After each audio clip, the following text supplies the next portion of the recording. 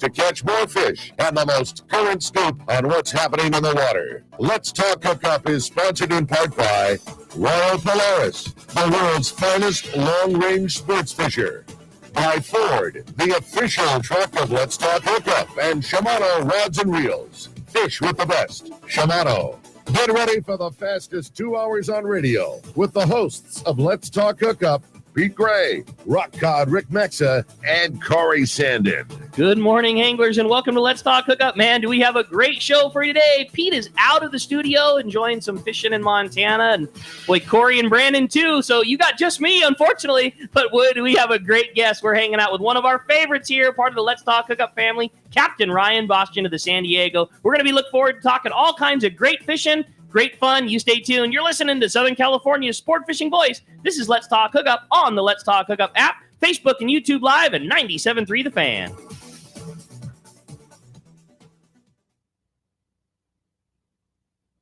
For full details, including terms and conditions, visit unlock.com/legal. Call 1-888-780-6854 to speak with a representative today. Actor Portrayal. Terms and conditions apply. Not available in all states. Hey, homeowners. Can I get a minute of your time? If you need cash but don't want another loan, I've got the perfect solution. You can access up to $500,000 of your home's equity without monthly payments or interest ever with Unlock. This isn't a loan. It's a home equity agreement. With Unlock, you may qualify for cash today in exchange for a share of your home's future value. No debt, no extra bills, just financial flexibility on your terms. Use the money however you want. Home improvements, paying off debt, investing, or boosting your retirement savings. Unlike HELOCs, home equity loans, or cash out refis, there are no monthly payments. No stress. You've built this equity. Now it's time to use it. Go to unlock.com for more information. Don't wait. Call 888-780-6854 to unlock the equity in your home and get up to $500,000 in cash with no monthly payments and no interest ever. Call 888-780-6854. 888-780-6854 or visit unlock.com. That's unlock.com for more information. I'm Brian Tedesco, CEO of Blaupunk Americas,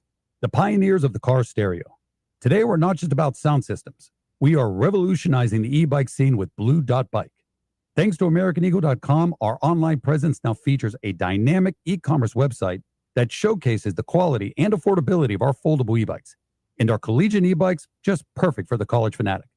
These e-bikes offer a new way to experience freedom on two wheels, no matter your age. When we needed a top-notch website to match our cutting-edge e-bikes, we turned to AmericanEagle.com. They made the impossible seem easy, tackling digital challenges like pros. Check out the Blue Dot Bike website to see AmericanEagle.com's amazing work in action. Need the best in website and digital marketing solutions? AmericanEagle.com is your go-to. They've been a game changer for us, and they can be for you too. Visit AmericanEagle.com or call 877-WEB-NOW-1. That's 877-WEB-NOW-1. Take a closer look at the Ford Bronco and the Bronco Sport. You'll see adventure, discovery, and even a little mud. These 4x4s provide the muscle, tech, and durability to go anywhere. Get your ideal combination of power and capability to handle whatever comes your way. Whether it's taking something down to the launch ramp or going out in the desert, it's time to see Ford in a new light. Visit your San Diego County Ford dealers to check out the new Ford Bronco or Bronco Sport today. They'll be glad to hook you up. Hey, it's time for the 30-second Power Pro seminar. Here's the hot tip for those of us that like to fish with small reels for big fish. Fill your spools with Power Pro Max Quattro. It's 25% thinner than standard Power Pro. That means you're going to get more line on that small reel. Plus, you can fly line your bait more effectively. Here's another tip about Power Pro Max Quattro. Your casting distance will increase in addition to increasing your spool capacity. So downsize your tackle and use Power Pro Max Quattro. Check powerpro.com for more information. Inside information is everything when it comes to catching fish in Southern California. You need a code group to connect with what's happening on the water. FishDope.com is your code group. Inside information available at your fingertips 7 days a week, 24 hours a day. FishDope.com really does help you catch more fish and burn less fuel. FishDope.com is the only fish finding service with a spotter plane, along with a crew of top anglers on the water almost every day that report actual locations and catches. They become your code group. You get daily catch reports from Point Conception to San Quintin, 365 days a year. FishDope.com has online planning tools, temperature and chlorophyll charts, hot bite icons, and more. Take it from me, if you don't have fishdope.com, you're not part of the in the know crowd. Membership is affordable and good for an entire year. Plus, use the special code and save $30 on a new fishdope.com membership. Check it out today. Fishdope.com. Catch more fish, burn less fuel.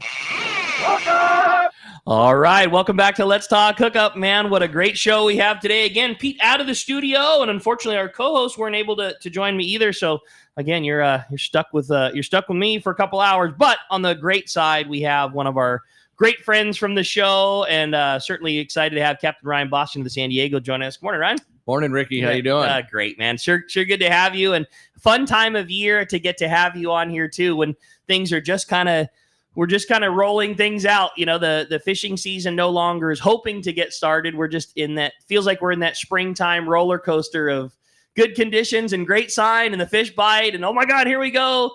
And then a storm and then it down and then it back again. And so, yeah, this is a exciting springtime in Southern California can be frustrating for sure. It's that we get some sign, we make a catch or two, and then 3 days of wind and we get an upwell and the water rolls over, and then feels like we're back to square one, and then we might get a little sign going, make a catch, and then another blow comes. So yeah, we're definitely experiencing that right now at the Coronado Islands and surrounding areas. But one thing I'm super excited about is this big bonita that started to bite yesterday on the half day. Dude. Oh my gosh. If you ever wanted to take a kid fishing for the first time and get them hooked to our style of Southern California, running guns, quick stop, heavy action, wide open. I saw videos from the new Seaforth yesterday. Everybody had one on. It was the coolest thing I'd seen.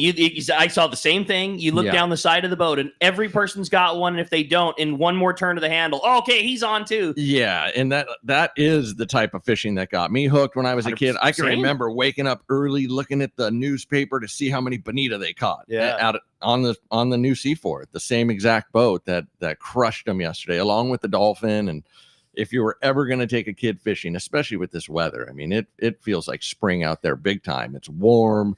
Now is the time to do it. And you could catch them anyway. You could fly line a sardine. You could cast a Colt sniper. You could fish a spinning rod. You could fish a bass rod. You could fish a big heavy, whatever it is. I'm still a big believer that everybody should become a master of fly line fishing first. I think everyone should start there. Yeah. It's going to help you down the road. When you move on to other techniques, if you're very proficient in going to the bait tank, catching a sardine or an anchovy, getting it on your hook healthy, that's the biggest gift that my dad gave me, was showing me how to walk to the bait tank and pick out a good bait and go to the rail and get it in the water. You're already 5 steps ahead of everyone around you if you have a good bait in the water. So that's how I would start. But with that being said, with the tackle that's out nowadays, you could take a kid, give him a 40-pound rod and a Colt sniper, tell him to get on the windy side of the boat. Yeah. Every time the captain tells you to start fishing, drop it down a boat length. And if you don't have one on the way down, start winding up fast. You're probably going to have one on the way up. Cool. Yeah, they're perfect. And they're big ones. They're big ones. They're big. Meaning like every one you hook is going to rip drag off the reel, and there's going to be the insanity and the fun and the weaving in between everybody and the high excitement level. I couldn't agree with you more. It is on. They're going to do everything you want a fish to do on the end of your line. They're going to pull drag. They're going to scare you a little bit. They're going to get you in a tangle. You're going to saw someone off. You're going to get sawed off. All of the things are going to happen. Everything's going to happen. The same thing. And then in a couple months when the yellowfin tuna show up, you will be familiar with that. So right. Yeah. So it's a great thing. And the most user-friendly fish. And I think the other thing that's so cool, and you guys, you in particular, did such a good job on your social media the other day talking about what a difference a bonita is in 2025 versus how it was looked at 10 years ago. And like what a good, table fare fish that can be, and like how you guys deal with it. I just thought it was really cool. Yeah. Nothing gets more hoopla on our social media than bonito posts. If we post bonito, it's it used to be 99% of the comments were, cat food, garbage fish, throw it away, bury it in your garden. Now it's about 70%. Those are excellent eating fish, which they are. to 30% cat food, lobster, hoop net bait, Right. But I can't blame people for having that opinion of them because of what has happened in the past. Totally. They sat in burlap sacks. They got soft. They have a terrible shelf life. Okay. They just do. They're delicate. They're a delicate meat, which means they're delicious because of that. Yeah. If taken care of properly, but also they have a short shelf life. So, I tell people, don't even try to freeze them really. Right. If you're not going to, it's just not worth that part. it's just not worth it. Doesn't freeze and defrost well. If you're not going to eat it in the next 3 or 4 days, don't keep it. Right. Let them go. Totally. You don't have shake to. them off. You don't have to keep everything you catch. What we like to do is they're amazing sashimi. My father-in-law is from Japan, and he tells me that only the finest sushi bars in Japan stock bonito. Really? Yes. For that shelf life reason. For I'm the sure, shelf right? life is a big part of it. So, but they are delicious. They're very, very good eating.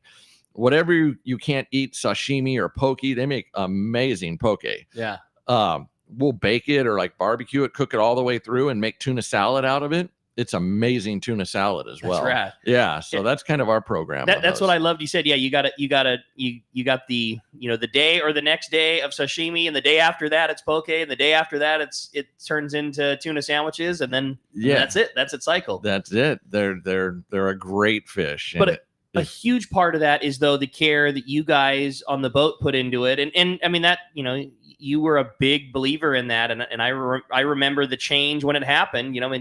The San Diego was the first place that a full day trip changed from everything stays in a burlap sack and hopefully it gets hit with the hose to the level of care that you guys put into everything that comes on board. Yeah, they used to sit in the burlap sack and then the crew members would hit them with the hose, or they were essentially like steaming them for you. Yeah, they were making like Kahlua pig, Kahlua bonito. But yeah, no, all the fish go into the 33-degree refrigerated seawater now.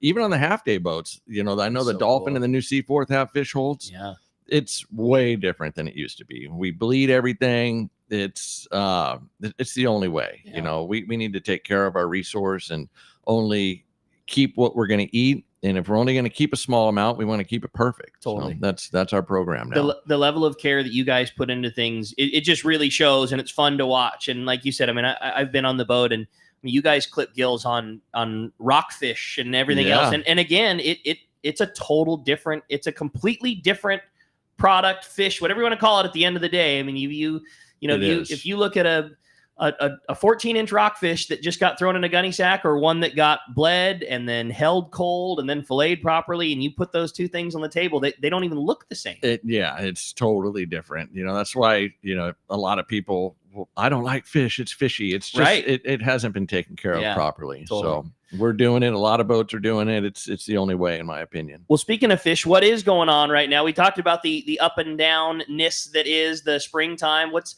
been going on in the San Diego, and how's the start to the season been? And, I know that you guys do a little bit of everything. You fish the islands and you fish offshore. What's been the kind of the rundown so far this season? We like to keep tabs on everything that's happening kind of within 50 miles of Mission Bay. That's our comfortable range. So Coronado Islands are a big part of that. But over the last 10 years, we've spent a lot of time offshore. And especially in the spring, we've spent a lot of time offshore, targeting bluefin, yellowtail, bonito. This spring has been a little slow. Okay. We started out at the Coronado Islands. Let me think about this here. Yeah, first few trips were to the islands, and we've been seeing yellowtail down there for the last couple years. It's been very easy to see them. Okay.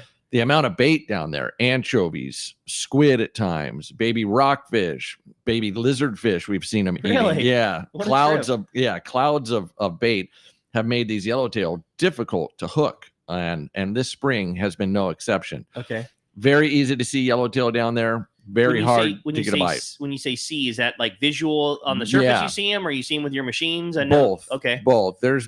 Usually there's a couple hour period each day where they're up on the surface chasing bait. They're still hard to hook even when they're doing that.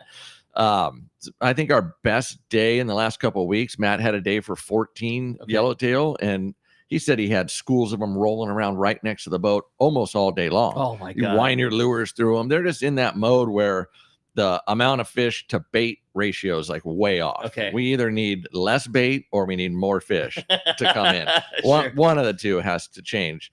We also did spend a little bit of time offshore, a couple weeks offshore a few weeks ago, and we enjoyed some of this bonita fishing. That was fun. We saw a little bit of sign of bluefin. We never caught any. We had a little bit of sign of yellowtail on kelps. Okay. And then we had some weather come in, Yeah. and so we went back to the islands. And we get these upwellings this time of year, so the water kind of got funky in our range. But we're keeping a close eye on everything, and we'll try to give people as much notice as possible. But this time of year, we kind of toggle back and forth between the islands and offshore. Totally.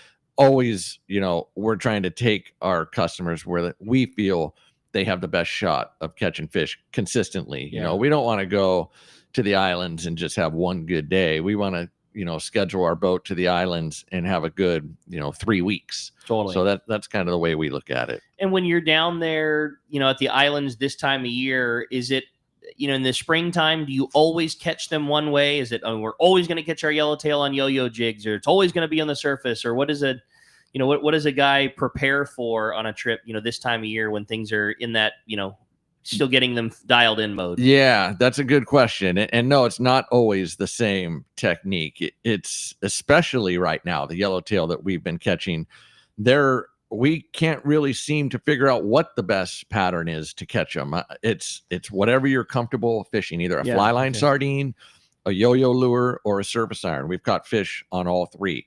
When the fishing's like that, and dropper loops also, we've had some yellowtail on dropper loops. When the fishing's like that, we always tell the people, you want to fish the technique that you're most comfortable with. Okay. You just want to make sure you're efficient. So when we do get an opportunity, they are biting a little bit, that whatever you're fishing properly. That's whether cool. it be a fly line sardine, a yo-yo lure.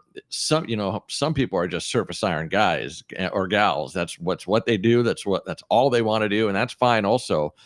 Just whatever you're going to fish, make sure you're comfortable with it. And if you're not sure, if you're just starting out, I would recommend starting out fly lining. That's great. Because of what I mentioned before. Yeah. It's just going to set you up for success when you do move on to yo-yo fishing, surface iron fishing.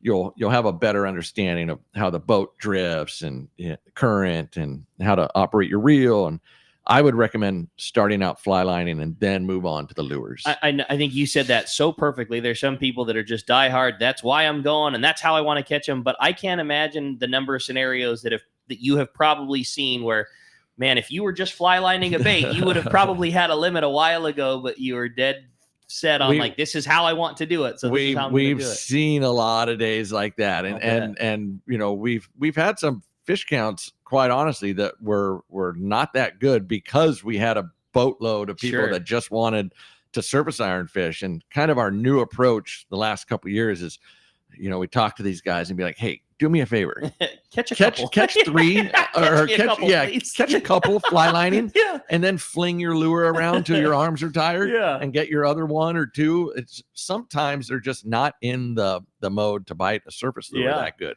They want a fly line bait. There's no doubt it's the funnest way to catch one. When the opportunity does present itself, it is the best. There's no doubt about it. Absolutely. I don't blame them. I would be the same way. I would have to have a talking to me from the captain as well.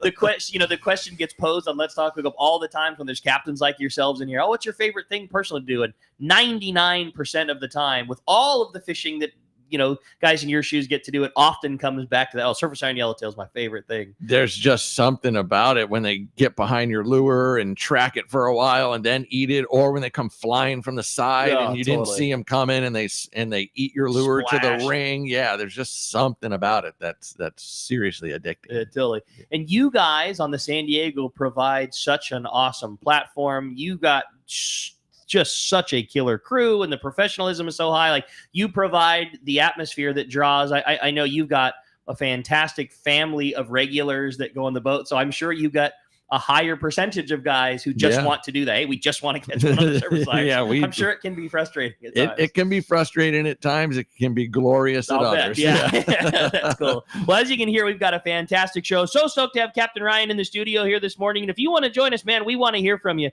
Give us a call. Jeff is standing by on the fan. Jeff does such a great job of always keeping us on the air and does such a great job, especially when I'm rolling solo. So we really appreciate him. But he's standing by to take your phone calls this morning. Give us a call at 833-288-0973. One more time if you want to reach us on the phones, 833-288-0973 is how you get us here on Let's Talk Hookup, or you can send us a text. The text the show is so popular, we already have a bunch of great texts rolling through, but we are going to be looking forward to taking your text all day long here on Let's Talk Hookup. If you want to do that, the only way you can text the show is through the Let's Talk Hookup app. It's a free download if you don't have it already. It's the best way to listen to Let's Talk Hookup. It's the most consistent way to listen to Let's Talk Hookup, and you can catch all the archive shows. If you had a fun thing that you wanted to hear Steve and Johnny talking about last week and you missed that show, you can always dial us up on the Let's Talk Hookup app, catch all the previous shows. It's a lot of fun. When you do send your text in, make sure that you include your contact info. Just a name and a phone number along with your text is all we need, because if you win the big prize at the end of the show, we want to make sure to get it to you. And what a killer prize we are giving away today. One lucky caller or texter decided by the coin flip at the end of the show is going to win a trip to go fishing with Captain Ryan Boston. We're giving away a full day trip on the San Diego out of C4 Sport Fishing to one lucky caller or texter. And we're so proud to get to do that, Ryan. That's very generous of you guys. And it's everybody's favorite prize on Let's Talk Hookup. So we're really pumped and excited that somebody's going to get to come fishing with you. Well, as you can hear, we got a great show coming for you. Lots of phone calls and texts. You stay tuned. You're listening to Let's Talk Hookup, Southern California sport fishing voice on the Let's Talk Hookup app, Facebook and YouTube Live, and 97.3 The Fan. Hideaway Safaris, formerly Queen Charlotte Safaris, invites you to experience the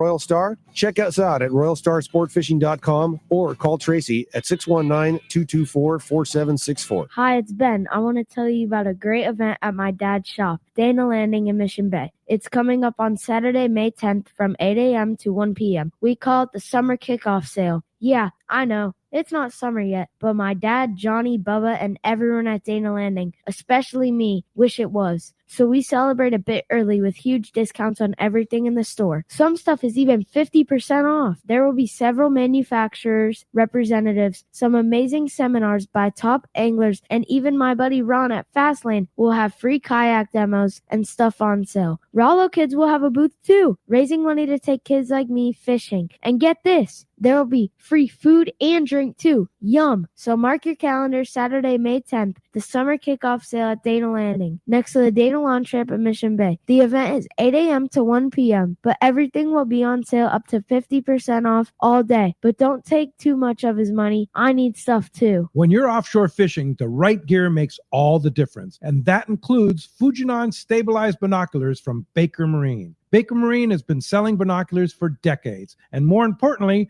they service all brands right at their San Diego Shelter Island location. Need the best? The Fujinon Staboscope is the professional's choice. Looking for top-tier stabilization at a great price? The Fujinon TechnoStabi TSX 1440 delivers rock-steady vision even in rough waters. perfect for serious anglers. Baker Marine is the largest Fujinon retailer on the West Coast, and when you buy from them, they will be there when your binoculars need service. Plus, they'll give you a great price on all their in-stock Fujinon binoculars. Stop by their store on Shelter Island in San Diego and test a pair of Fujinon binoculars and see which one is right for you. The fishing season is here, and you know you need a pair of stabilized binoculars. So get them from the experts at Baker Marine. Learn more at bakermarine.com. Welcome back to Let's Talk Hookup. Having a great time here this morning. Phone lines are absolutely packed up. Everybody's excited to talk to Ryan, and man, we're just having a great time talking. I'm certainly stoked to not have the little bit of technical issues we had last week. It was a stressful one for sure, but appreciate everybody hanging in there with us. And man, we're really stoked to have you back. Hey, we heard during the break a commercial spot for that Dana Landing summer kickoff sale. Last Saturday, we had Steve and Johnny in here. Well, today is the day.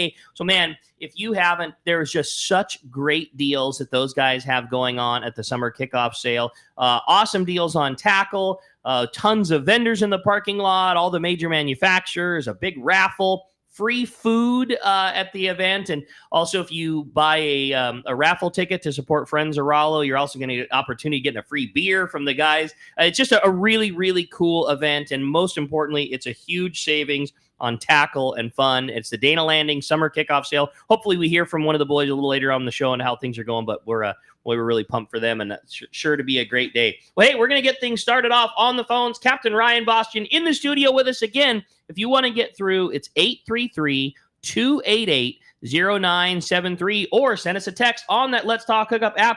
We're going to get started with John, who's called us from Anaheim this morning. Good morning, John. Welcome to Let's Talk Hookup.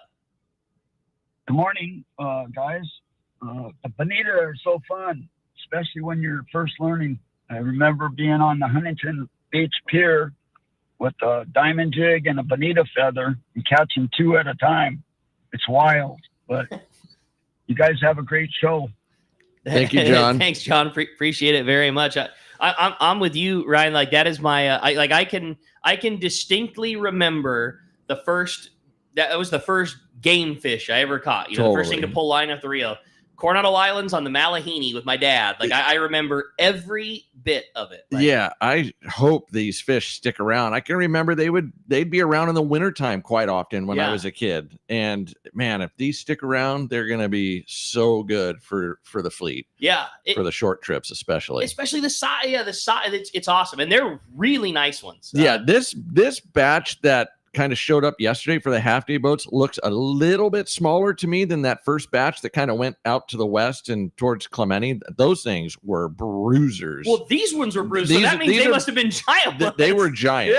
Yeah. These are plenty big enough. Yeah. That first batch that came through and went kind of due west. Okay. Were crazy. They were so big. Like, how about you talking like double digit big? Oh yeah. We weighed one trip that I drove, a guy had a scale and he weighed some that were not the biggest on the boat, and they were 13, 14, 15 pounders. No way. Huge. But they don't look that big in pictures, we realize. Like, Bonito don't photo very well. They need to get with their marketing people and work on that. They don't really get any longer. They just get fatter. So if there were Bonita that reached 100 pounds, is there even gear big enough that we would be able to catch those things? I wouldn't swim in the ocean if they reached 100 pounds. They're so mean, and these stops that we've had recently, and I'm sure just like the New Seaboard and Dolphin yesterday, they're so ferocious that if you fell in the water, you might have a problem. Yeah. They're absolutely eating everything in the water. So cool. It's really, really cool to see. Oh, that's fun. Well, hey, we just talked about it, but we got the man on the line right now, Steve Pinard from Dana Landing. Man, we're so excited that today is the day, the summer kickoff sale. Good morning, Steve. We got you there, Steve? Looks like we might have lost him. We got you there, Steve? All right. Well, we'll see if we can get him back and get him on the other line there. But again, summer kickoff sale starting today at Dana Landing in Mission Bay. Going to be a great time for sure, and we're excited for that. In the meantime, let's jump back into the phones. We're going to talk to Tom, calling us from University City. Good morning, Tom. Hey, how's it going? Great. Good morning, Tom. Favorite show of the year when Ryan comes on. I was just wondering if the Bonito's not wide open, what kind of jig do they like better? Do they like something shiny, or would a surface iron work just as good? If it were a little bit picky, I would definitely fish with something shiny, like a Colt Sniper or something like that. Those are great lures. A lot of it is how well you can cast them too. They just fly through the air with their torpedo sinker type shape. So if it were not wide open, I would choose something shiny like a Colt Sniper or something similar over a surface iron. That being said, you start seeing fish counts 50 plus on a half-day boat. That means it's pretty darn wide open. So you can fish whatever you want. Does the size make a big difference? Is it a small one? Is it a big one? And then does the hook that's on them also, does that seem to matter much? We just fish the stock hooks that come on them. You know, thing you want to watch out for is don't go too big of a hook. Okay. You don't want something that's not going to fit in their mouth, because they come the way a Bonita comes through and eats the bait. They come through so fast, and they actually come from the side and kind of grab their baits like a dog bone, in the middle a lot. So if you have too big of a hook, it's just not going to fit in their mouth. So that'd be the only thing I'd watch out for. But something comfortable to cast with an 80 gram or 100 gram, somewhere in the middle. Yeah, 80, 100 gram be perfect. Cool. Okay. Yeah. And the treble hook that comes on it, perfectly fine. It's fine. Like you said, it's the most user-friendly fish. They're amazing. They bite everything. They pull hard. They eat good. Exactly. They're close. You don't have to buy $100 lure and then change the hooks on it. You know, it's just right out of the package. Fish it how it comes. I love it. I'll appreciate it. Appreciate the phone call very much. Well, hey, I think we got Steve back on the line right now. Good morning, Steve. Good morning, guys. Hey, there he goes. Good morning. Well, we're really excited today. The big day at Dana Landing, the summer kickoff sale. You guys have been doing such a great job keeping us informed, and we had a blast with you in the studio. But boy, it's it. How's things shaping up? We're pretty much ready to go. We're full. I think we end up with 27 booths. 27 manufactured booths. So it's we got quite the show going on over here. So it's it's going to be a great day. I'm really looking forward. The weather couldn't have been better, and although there's a little fish around, I was worried the yellows were going to bite on Friday, and I was going to have nobody here. So all good. So tell us about it, Steve. I know for those that didn't get a chance to listen last weekend, I mean, this is at its core, it is a fantastic sale on fishing tackle. You've provided an entire day. I mean, this is an event. It is not just a sale where you hung up a couple of sale signs. I mean, there's very significant discounts on all the big and important things, and it's vendors and manufacturers in the parking lot, and it's food, and it's raffles. I mean, give us another little rundown about what's going on today at Dana Landing. Yeah, I think you said it there. You buy a $5 raffle ticket. The pile of stuff over here is insane. We're gonna have raffles all day long. You get a free ticket for a Salty Crew beer. We're gonna be serving at noon. We're gonna be serving like a pulled pork sandwich lunch, and that's all free. That's like that type of stuff. Obviously, all these manufacturer booths. Cory's here. Everyone's here to talk to. And then the specials are unbelievable. And, I was kind of thinking about this morning. These are all we haven't really hit tariff pricing yet, which I think, is just, the prices are going to go through the roof. And this is all buy two, get one free at pre-tariff pricing. So the specials are just crazy. I mean, it's buy two, any fluorocarbon, buy two, get one free. Select fluorocarbons, buy one, get one. Crazy. So, these are the cheap prices. It's not going anywhere except for up. So, I think getting a $50 gift card back on a pair of Maui Jim or Costa sunglasses is a great deal. We're listening to the show in a turtle box. You get a $25 gift card back. But the fluoro and hooks too, like you're saying, is crazy because you're gonna. That is something you will be using all year. You're going to buy that and pay a lot more money for it later in the season. Why not do it now? And like you say, at pre-price increase time and get a free one. Yeah. I mean, it's just like you said, it's all stuff you need. It's not like we're trying to dump it. I mean, everything is for sale. The other one The other one I really liked was your deal on JRI surface irons. Remind me again, it was buy two, get one, and then get another one? Yep, you get one from the booth. So yeah, I mean, there's a couple things like that where you buy two, get one, and then you go out and you get another one. So you're really buying two, getting two. That's awesome, Steve. Yeah. Well, we're really excited. Lots of, again, give us the rundown, where we take advantage, how long it's going on today. And man, we're really pumped and excited for you. And like you said, perfect day to come down to Dana Landing. Beautiful weather. Going to be a great day. It is. So we're the show itself will be from 8 a.m. to around 1 p.m. But all of the deals go on till we close at 8 p.m. tonight. Nice. So, if you can't come during the thing, come in the afternoon, and you'll still be able to buy one, get one. You'll still be able to, 15% off all rods. So like I said, everything's for sale, and it's going to be a great event. Even if you don't buy anything, it's going to be fun to come down. Everyone's kind of hanging out. Like I said, we've got the lunch and the beer and everything else. So kind of a fun day. Well, we can't wait. Prepare to have the Maxa crew with both the little boys running around. We're coming to see you, Steve. It's going to be an awesome day. Can't wait. And we'll look forward to seeing you guys at Dana Landing, right next to the Lawn Tramp in Mission Bay, right across the street from Seaforth. Captain Ryan Boston, we sure appreciate it, Steve. Good luck. I know you're going to be very busy. Wish the boys behind the counter good luck, and I'm glad I'm not the one stuck behind the line machine today. It's going to be a very busy day at Dana Landing. We got plenty of people ready. So, hey, thanks, guys. You guys have a great show. All right. Thanks a lot, Steve. Appreciate that. All right. Phones are packed up. We're going to jump right back in. Let's talk to John. He's calling us from San Diego this morning. What's up, John? Welcome to Let's Talk Hookup. Good morning, guys. I wanted to ask Captain Ryan what his favorite part of being a sport fishing boat captain is, and maybe his least favorite part of the job. That's a good question. That is a very good question.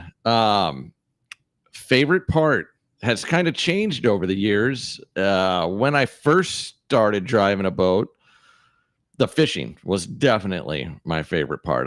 The fishing and the competition. I loved kind of the competition amongst other boats, and also I loved the hunt of locating fish that might have gone missing. That was, definitely a big driving factor. Lately, as I've gotten older, kind of my favorite part has been the people, honestly, and not just the customers, the crew members. That's cool. Watching our crew members go from 13-year-old grommets on the boat to full-grown men making way more money than I am, just by taking kind of the system that we put in place on the San Diego and carrying that out into other aspects of life. And that's been my favorite part lately, is watching our crew members go from young boys to men. And, guys like, Cameron just bought the San Diego. He pinheaded for me when he was 13. Taro, same thing. He worked for me on the Mission Bell.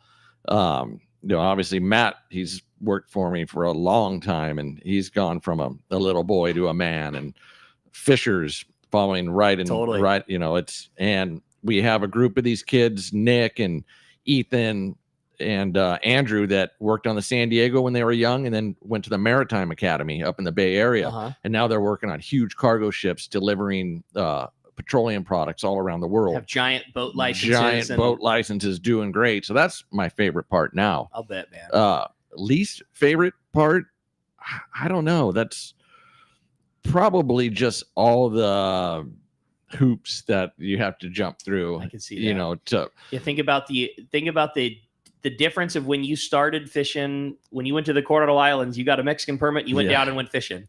Yes. Yeah. A lot of times people say, oh, your ticket price is so expensive, it's gone up so much.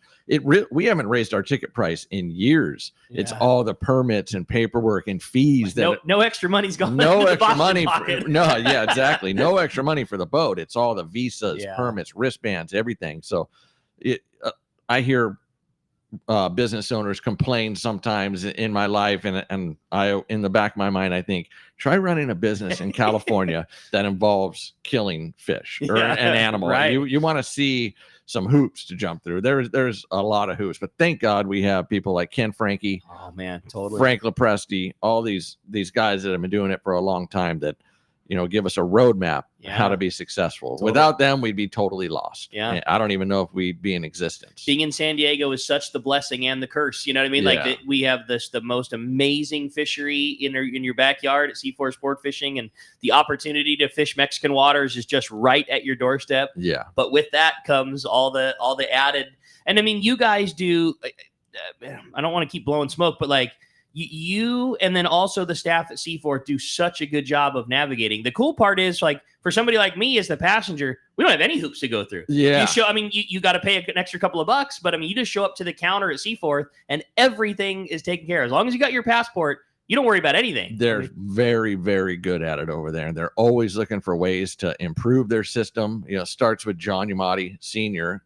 And now Jeff, his son, is playing a big role in the office, but they are so good at it. Yeah. I won't mention any names, but I hear other landings calling over there all the time, asking for advice on how they do this permit process. Yeah. How do you do this? How do you do that? And they're just very, very good at it. In my opinion, it's because they've all come from boats. Yeah, Jeff Yamati worked on the Endeavor for 4 or 5 years. John's an avid fisherman. I think he just got back from a long trip on the Royal Polaris. It's like you guys. It's run by fishermen. So it's a big help. Understanding the plight of the guy on the boat goes a whole long way. Yes. Yeah, sure. Yeah. Well, hey, appreciate the phone call very much. When we come back, we got a lot more Let's Talk Hookup coming your way. We're going to check in with Scott Sherman, find out what's going on, all kinds of great info. You stay tuned. You're listening to Let's Talk Hookup, Southern California sport fishing voice on the Let's Talk Hookup app, Facebook and YouTube Live, and 97.3 The Fan. This is Rock Cod Rick for Adventure and Camping, where they bring the adventure to you. If you enjoy camping in the Eastern Sierra but don't own an RV or a trailer, or simply don't want the hassle, let Adventure and Camping park it for you. Check out their website, adventureandcamping.com. Select from over 75 campgrounds they serve. Decide on a trailer floor plan that fits your needs. Request a quote for your desired vacation dates. Then just show up and start your adventure. Adventure and Camping makes it so simple. They deliver the trailer to your spot and you enjoy a clean, spacious trailer. When it comes time to go home, just close the door and drive away. It doesn't get any easier. If you enjoy camping in the Eastern Sierra but don't want the hassle, Adventure and Camping is for you. Check out adventureandcamping.com for details. Make sure you mention that Rock Cod Rick sent you for a special price. adventureandcamping.com. Hello, this is Captain Mike Totter from Searcher Sport Fishing. Alongside my colleague, Chef Josh Evans, and our dedicated team, we invite you to join us aboard the Searcher. Our fishing trips range from 1.5 to 8 days, available May through November, and include charter options. We're committed to upholding a legacy of top-notch customer service, delicious food, and a friendly and talented crew. Book your fishing adventure online at searchersportfishing.com or call Rachel at 619-226-2403. That's searchersportfishing.com. We look forward to welcoming you aboard. The lighter the bite and the cleaner the water means one thing. You need a thinner leader, more natural presentations. That's where Seaguar Gold Label leader material shines. It's Seaguar's thinnest leader material yet. That means it's even less visible underwater and creates more natural presentations for better catch rates on leader-shy fish. With exceptional knot and tinsel strength, this advanced leader material is now available from 2-pound test for fishing trout in the Sierra to 80-pound test for big yellowfin in Guadalupe. Get Seaguar Gold Label at your favorite tackle dealer or learn more at seaguar.com. Everything about Katmai Lodge is first rate, and it should be on the bucket list of everyone who enjoys fishing. This is Brandon Bono. My visit to Katmai Lodge is an experience I will never forget. Constructed on the banks of the Alagnak River in Katmai National Park, the lodge is a fishing dream come true. The experience is incomparable. Whether bait casting, spin, or fly fishing, you'll find king, sockeye, chum, coho, and pink salmon, plus trout, grayling, char, and dolly varden. Their guides are amazing. Days are exciting and fun with hot lunches and snacks served on the river. The brown bears, bald eagles, beaver, otters, and other wildlife you see is amazing. The lodge staff is great. There's complimentary wine, beer, and appetizers before a fantastic dinner every evening. Take it from me, a trip to Katmai Lodge should be on your list. For information, visit katmai.com or call 1-800-330-0326. Once again, that's Katmai Lodge, KATMAI.com. Welcome back to Let's Talk Hookup. Having a great time here this morning. Busy show already. Great phones and great times. And We got looks like we had Sherm, but looks like we might have just lost him there. But hopefully we'll get him back during the break. But again, very busy morning. If you want to get through, get in on the fun, talking San Diego, give us a call at 833-288-0973 or send us a text on the Let's Talk Hookup app. We've got a lot of great texts standing by, but since we are lucky enough to have Jeff and the phones here for the first hour, 97.3 The Fan, we're going to keep rolling on the phones, jump right back into it, and talk to Bruce, who's called us from Lemon Grove this morning. Good morning, Bruce. Welcome to Let's Talk Hookup. Hello, Bruce. Yo, Bruce. Hey, good morning, guys. I was wondering, Ryan, on the boat, I know there'll be a lot of people on it. Do you have a dedicated spot like a throw surface iron, or do you say, hey, you guys over here, or somebody up front, or? We try to keep the surface iron guys either just forward of the bait tank or up on the bow is where it you'll have the most casting room. What we don't want to do is either hook someone while they're at the bait tank selecting a bait, or also when we're on the anchor and we have people in the stern of the boat fly lining. I don't like it when the surface iron guys are winding in the fly liners lines. That kind of drives me crazy a little bit, because the guys in the back fly lining, they deserve to have an equal shot as well. Totally. So we keep the surface iron guys either just forward to the bait tank or up on the bow. Taking the captain's hat off and putting yourself as an angler, where is the ideal spot, do you think, to, is it on the bow? Is it at the, is it forward of the tank in that area? Like, where would be or is it just totally based on what the fish are doing? Yeah, I think it's kind of different every stop, really. If I had to choose one, I would say just forward of the bait tank. Okay. And, I always try to cast downwind if possible. Mm-hmm. It just makes it easier. Sometimes you do need to cast into the wind. That's just where they're boiling. Downwind side, just forward of the bait tank would be my first choice. Got it. Yeah. Because it's the reason I ask is, it's an intimidating thing for something like you. I think you said it very best in the beginning of the show. Master how to fly line a bait. Yeah. And when you feel like you've got that down and you're wanting to learn that the next part of it, it's an intimidating thing, especially going on a boat and seeing a bunch of guys and the rods are long and the tackle's a little tougher to get used to. So I think that's why I ask, like, where's the best spot to plant yourself and give yourself a little room. And I would highly recommend that people go to the bay and practice a little bit casting before their trip, because like it can be daunting. Like you said, you get out there, the adrenaline's flowing, the fish are biting.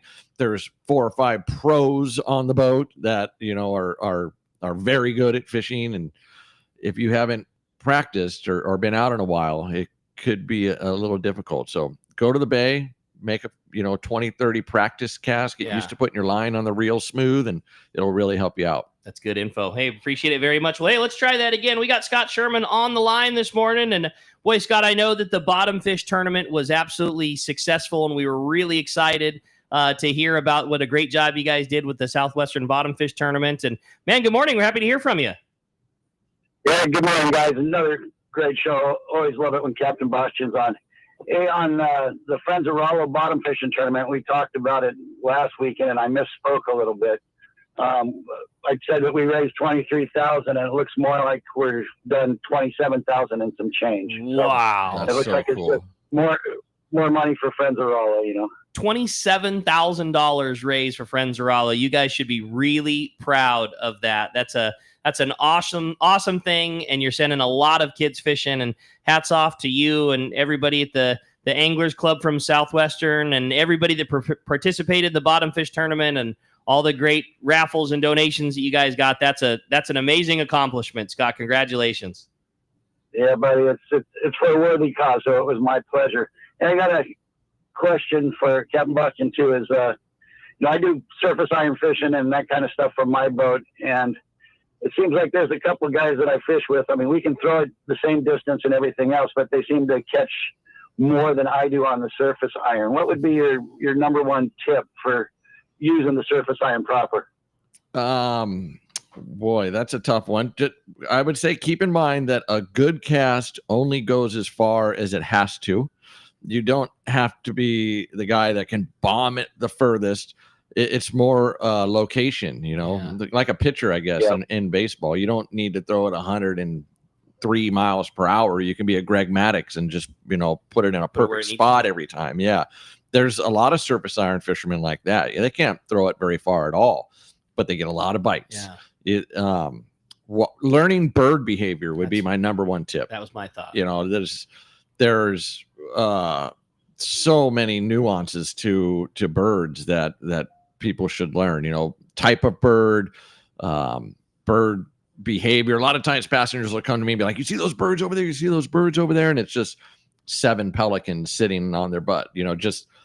Just the fact that there's birds there doesn't mean there's fish there. It could be one bird, but it's acting the right way. It's doing the right thing. So learn bird behavior would be my number one tip. I think that's one of the reasons that everybody likes it so much. And the thing that's the most satisfying is when you are there and you see a turn, he's flying, he stops in his tracks, or he twitches one way, or he's going one direction, he stops and he starts freaking out and he looks the other way, and you fire off a cast that went just beyond that, and you turn the handle 3 times and you caught the one that he was looking at. Like when all those things come together, that's it. That's why it gets under your skin, and it just can't be beat. Yeah. And also, get very comfortable putting your line back on your reel smooth. You could use the Tranxes with the level winds, and that helps. That takes that out of the equation. But if you're using a conventional reel like a Trinidad, which I believe is the best surface iron reel on the market,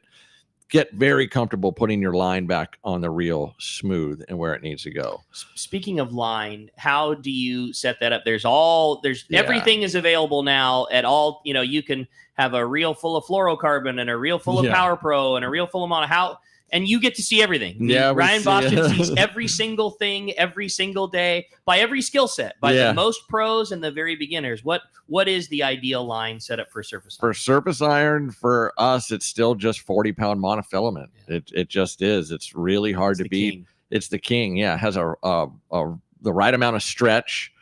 I would say another tip is make sure you wet your line first, because you start making a bunch of casts in a day. If you had a couple casts with dry line, you're going to burn your line even a little bit. Then when you do get a bite from a yellowtail later on in the day, it breaks right there where your line was burnt. So make sure your line is wet. But for us, it's still just 40-pound mono. It's hard to beat unless we're doing something around kelp. You were the first person I saw do it, Ricky, when not the Tranx first came out. Thank you. Straight spectra to a short piece of fluorocarbon, but that was only because we are around kelp. Yeah, it's a niche thing. Yeah. Unless, if we're just doing normal Coronado Island or La Jolla surface iron fishing, 40-pound mono is really hard to beat. It's not hard to beat. You cannot beat it. It is the line. That's what you should be using. Yeah, that's cool. That's what I would recommend. Hey, Scott, again, great job. I hope you guys crush them on your boat, and we have an awesome yellowtail surface iron year like we did last year. And again, fantastic job. $27,000 raised for Friends Rallo from one fishing tournament over the weekend. Wow. Hats off to you guys, man. Great job, buddy. Appreciate it very much. Yeah, see, we can't beat it next year, my friend. I love it, man. Appreciate it, Scott. Take care. All right, let's jump right back into the phones. Talk to John, who's calling us from Escondido this morning. Good morning, John. Welcome to Let's Talk Hookup. Hey, good morning, gentlemen. Morning, John. What's up, John? How you guys all doing? Great, buddy. Hey, I just came back from what was going to be a 4-day, but a 3-day because of the weather on the Shogun. Fishing was tough, but it was quality fish, not quantity. But I love fishing on your boat, and I love Matt. But is there certain days that you just fish, or is there any time that both you guys are on the boat? We have had a few days this year where we were both on the boat. We don't really have a set schedule yet for this season as far as when I'm going to be there. When we get fishing every day, we will. Usually like a Tuesday, Wednesday, Thursday, with my daughter playing sports now. Yeah. I try to be at as many of her games as I can. So midweek, 2-3 days a week is usually when I'm there. I loved watching the transition happen of Captain Matt Bralla being your relief operator. Well, first off, like starting to drive the boat and then becoming your relief operator. and then him just grow into the role so amazingly well, and like what an incredible fisherman Matt has become, to then watching you become Matt's relief operator. Yeah, that's really cool. I think that's the way life goes. That's right? awesome. Yeah, It's so cool.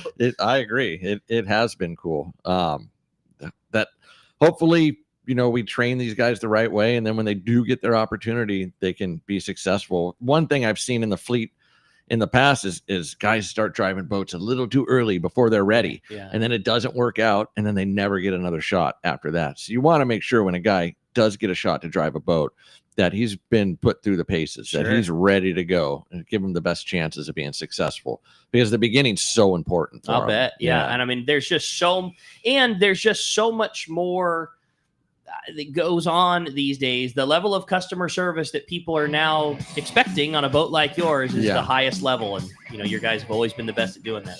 Yeah. The fishing is definitely the easy part. That's awesome. Well, as you can hear, we got a great show coming for you. We got another full hour coming your way on the Let's Talk Hookup app, as well as Facebook and YouTube Live. We're going to say goodbye to Jeff and the fan. Great first hour, and we're looking forward to more with you on the stream. It's Let's Talk Hookup, Southern California's sport fishing voice, on the Let's Talk Hookup app, Facebook and YouTube Live, and more when we return with Let's Talk Hookup.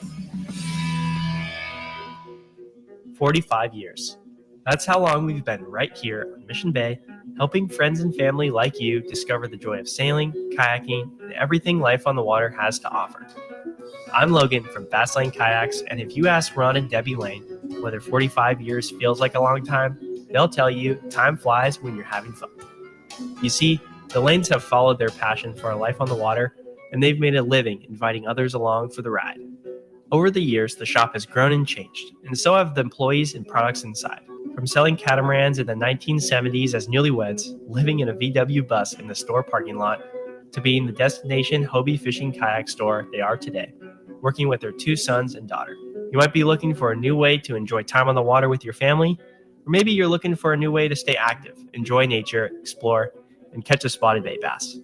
Whatever your goals, come visit us in Dana Landing on Mission Bay, and we'll get you geared up and ready to enjoy life on the water. Do you know why 1 million customers visited Summit Gasoline last year at the San Diego Sports Arena? Because they give you the lowest price on fuel, great service, and easy access, even for trucks and trailers at their 24 pumps. Summit is known for the best price on ice, too. Almost half the cost of any other vendor. 25 pounds for just $3.99. Martha and her crew love Fisherman, and they'll prove it by giving you 100 pounds free with a 35-gallon fill-up. Summit offers over 40 snacks and drinks to choose from for only 89 cents, and even a line of hand creams and lip balms for 89 cents too. Summit now proudly offers locally made burritos and sandwiches, made fresh daily and ready to go wherever the current takes you. Summit just upgraded their car wash, and for a limited time, get a deluxe car wash for only $6. Grab the wife's car, grab a cheap sandwich, and make up for the day on the water. Summit Gasoline, lowest prices, friendliest staff, easy access, and free ice. What more can you ask for?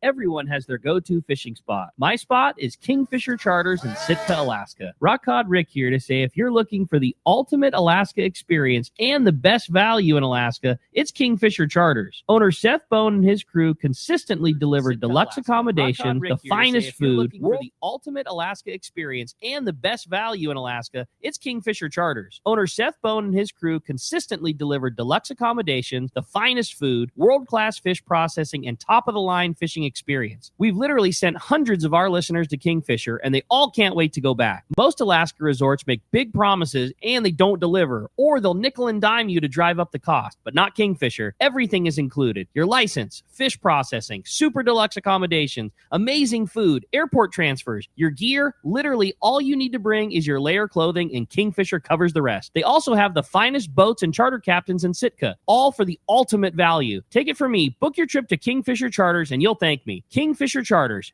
800-727-6136, or check kingfishercharters.com. For local or long-range fishing, we have you covered. Hi, this is Doug Kern from Fisherman's Landing Tackle, the saltwater tackle professionals. Being a part of the San Diego Sport Fishing Landing gives us a distinct advantage when it comes to getting you on the latest and hottest tackle for your trip. Our expert staff knows exactly what you need for your long-range or local trip, and we will not sell you something you don't need. We carry a huge inventory of the right tackle. So visit us at Fisherman's Landing Tackle at Fisherman's Landing in San Diego. The name that stands out among anglers is Fisherman's Landing, your top choice in local and long-range fishing. Our hardworking crew will make your fishing experience one to remember. We offer the finest open party trips from 1 to 3 days, the best charter boats available, and of course, our world-renowned long-range fleet is second to none. All our open party trips can be easily booked online at fishermanslanding.com or give us a call. I'll see you at Fisherman's Landing in San Diego.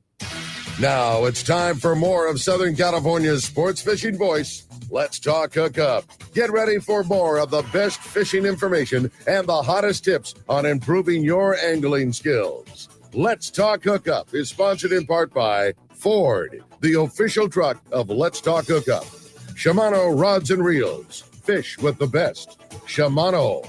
And now, Southern California's sports fishing voice, the hosts of Let's Talk Hookup, Pete Gray, Rock Cod Rick Maxa, and Cory Sanden.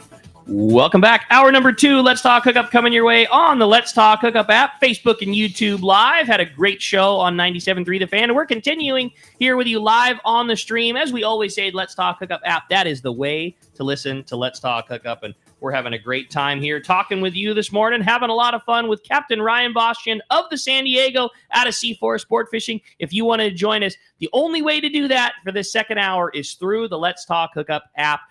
And send us a text message question, man. We have so many great texts coming through because we were on the Fan for the first hour. We were heavy on the phone calls, but if you've been sending a text, don't worry. We've got another full hour coming your way. Let's Talk Hookup. And we want to remind you, the second hour brought to us by Dana Landing on Mission Bay. It's your one-stop shop for everything you need to go fishing. Today is the day, the Dana Landing annual summer kickoff sale. Everything is on sale, up to 50% off. There's going to be manufacturers reps showing off products and teaching you the better ways to use them. They have free food. They have kayak demos at Fastlane, a big sale on Fastlane kayaks, and a whole lot more. It's the summer kickoff sale at Dana Landing in Mission Bay today only. You can check danalanding.com for more details, or better yet, just get in the car and head down there, man. It's going to be a very fun day at Dana Landing. And again, if you want to join us this morning, send us a text through the Let's Talk Hookup app. When you do, make sure that you include your name and phone number in case you win today's big prize, which is a full-day trip going fishing with Captain Ryan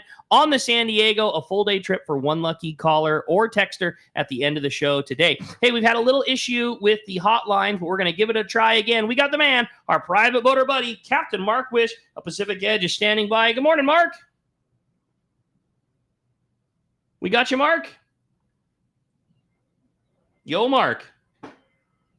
Well, it looks like we don't have him, unfortunately, guys. So little technical issue with the hotline, but hopefully we'll get that figured out before the show's end and we can get Mark's report. But as always, it is sponsored in part by Norris Lithium Batteries. Power your boat with Norris Lithium, the ultimate choice for marine adventures. Norris Lithium offers unmatched starting, trolling, and electronics power. Norris batteries are packed with cutting-edge technology. You can upgrade your marine power today. Set up your system at Norris Lithium or check norrislithium.com and talk to the trolling motor. We're going to jump into the text. They are packed up. Everybody's excited to ask questions, Captain Ryan. But the first one is, hey, guys, my question is for Captain Ryan. When conditions aren't right at the Coronado Islands, but you guys are in yellowtail mode, does the San Diego ever focus on fishing tight to the coast? If so, how far down along the coast does the boat travel? That's from Garrett in Laguna Niguel. That's a good question, Garrett. Thank you. We have spent a lot of time in on the coast. I'm assuming he's referring to east of the islands, like from Tijuana down to Punta Descanso. We've spent a good amount of time in there. Unfortunately, it never really seems like the big yellowtail hits come from in there on the coast. We have had some good yellowtail fishing when they're related to like bait balls, like bird school fishing in on the beach for sure. That's been a thing, but tight to the coast, like Garrett's talking about, there's a few spots in there that are really fun bass fishing, calico and sand bass, some halibut. So we've spent time in there. We don't do it that often, mainly because if conditions are bad at the islands, they're probably bad in there as well. And the chances of getting a big yellowtail hit, which is what it seems to take nowadays, are less in there, okay, tight to the beach, I believe. So, but you know, Roy Rose Sr. talks about phenomenal fishing east of the rock pile, in there towards Descanso. It can happen. Okay.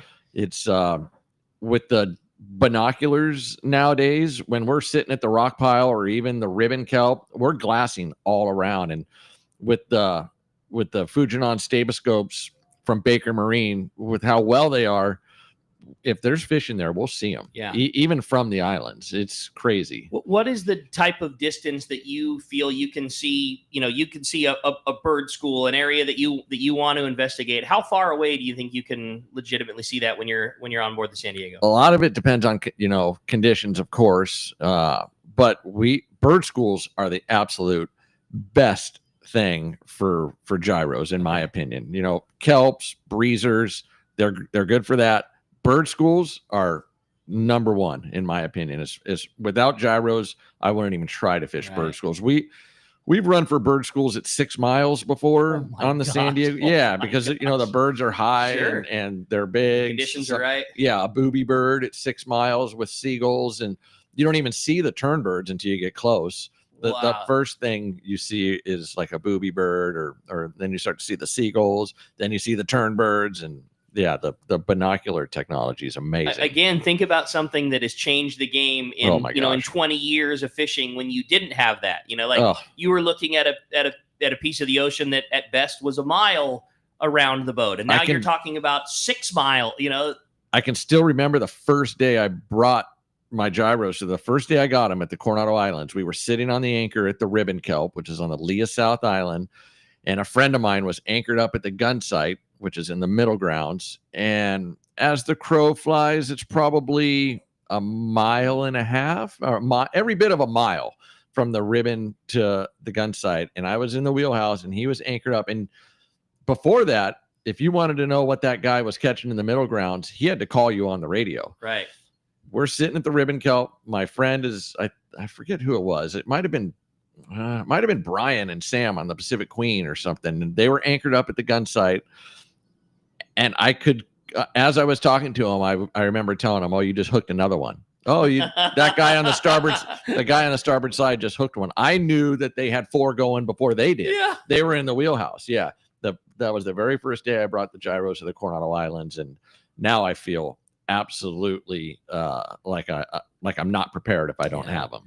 You need them. You go from, if you could see a boat on the horizon, you could pick those up and you could see what t-shirt the guy was wearing. Absolutely. And for a small boat, with it doesn't have a sonar and things like that. For me, I think it's the single most important tool a guy can have. You've talked about that a lot. You cannot not have it.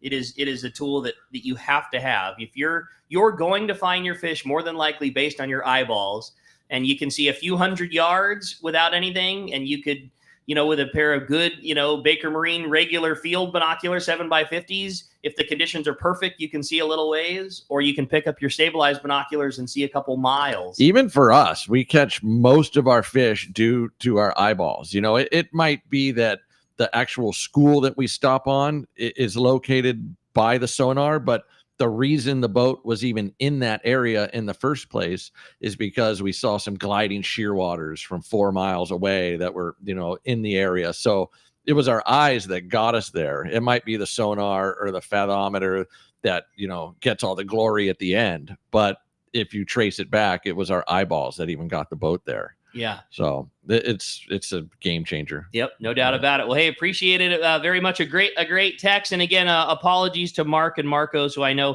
tried to get through on the hotline. I'm sure it's a little technical issue and probably on my end, but my apologies, guys.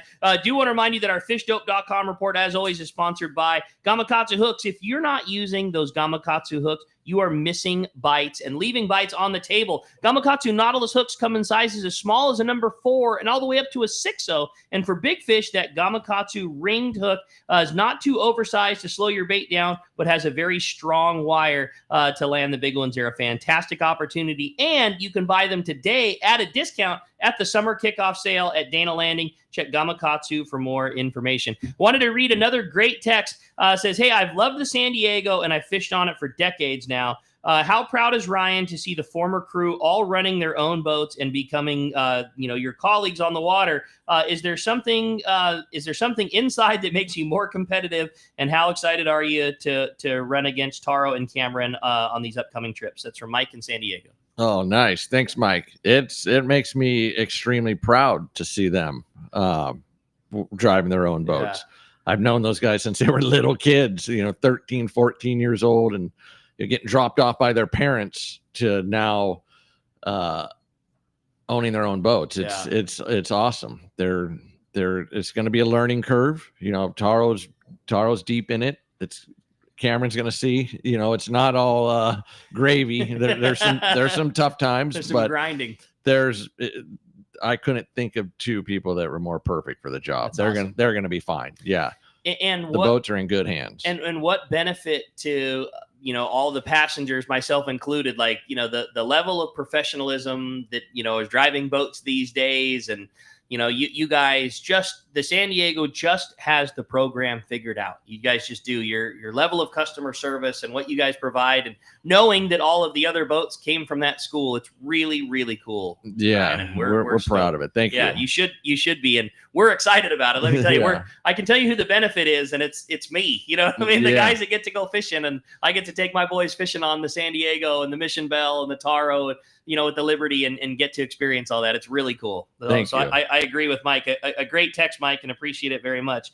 Another text from David in San Diego. Captain Ryan, what a great show. Thanks for all that you guys do for the industry. Can you talk a little bit about behavior of surface iron fishing? Just like Scott said, I'm looking for a tip to set myself apart from everybody else. Is it birds? Is it lure? Is it fish? What is it that gets us to catch more fish than the guy standing next to us? Yeah.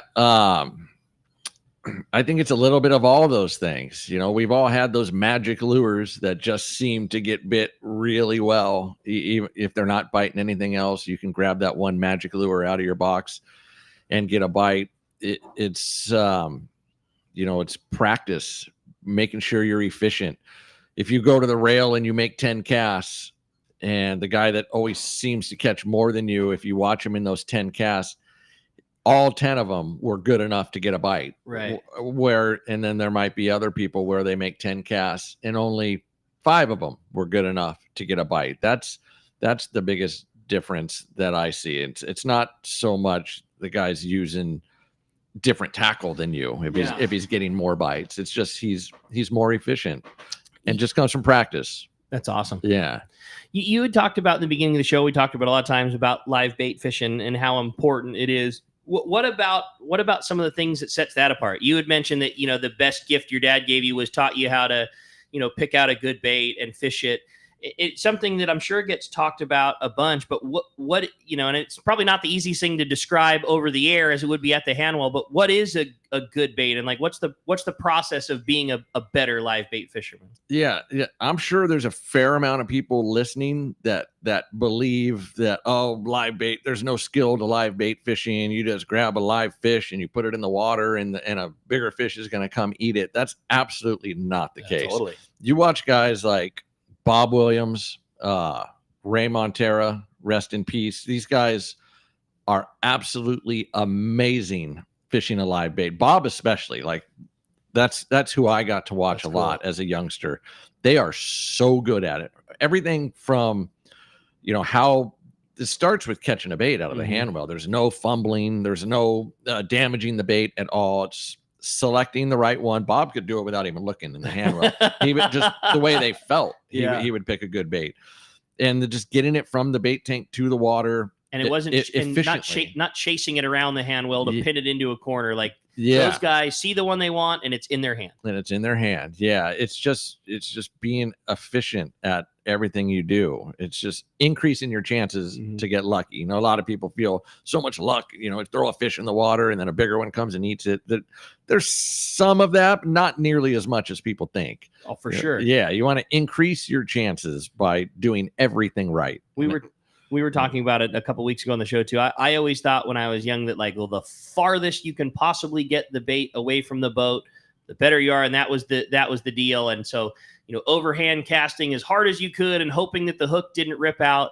And then learning later on, man, your bait entering the water nice and not slapping down and, you damaging that thing by the big cast, like an easy cast that was low to the water. The bait just slips in the water and takes off is 10 times better than an extra 5 feet that you could have got by hucking the thing as hard as you could. Yeah, if you have fished on the San Diego offshore with us in the last 5 or 6 or 10 years, you've definitely seen guys like Fisher or Matt taking people's rental rods, pinning a bait on for them, casting them out, and within 2 seconds, that person is pulling on a tuna. Right. And they do it day after day after day.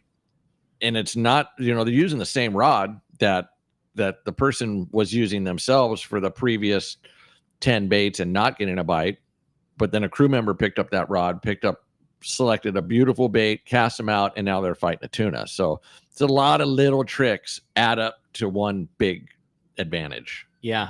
That's it. Okay. Well, that's great. And a really good tip. And like you said, it's the most common way to catch one, but there's a lot of nuance to it. Also. A lot of nuance. And where you put the hook in them and using the right hook. And it's, and if you hook one in the shoulder, but you go a little too deep, it doesn't work. And if you go a little too shallow, it comes out. But if you pin it somewhere else, maybe the bait doesn't swim as good. There's all of those things that knowing when to grab a bait and throw it out on the bow, as opposed to the stern. That's a big thing with bluefin fishing. You'll see the deckhands running up to the bow, the whole stop with rental rods and casting them out, and they're just doing laps around the boat. But based on how the boat's drifting, where the fish are located, there's a lot of little tricks that add up to a big advantage. And I'll tell you the other thing: if the best place to learn that is to go fishing on board the San Diego and talk to Matt and talk to Fisher and talk to all the guys those are the guys that are, you want to talk about the experts or the people that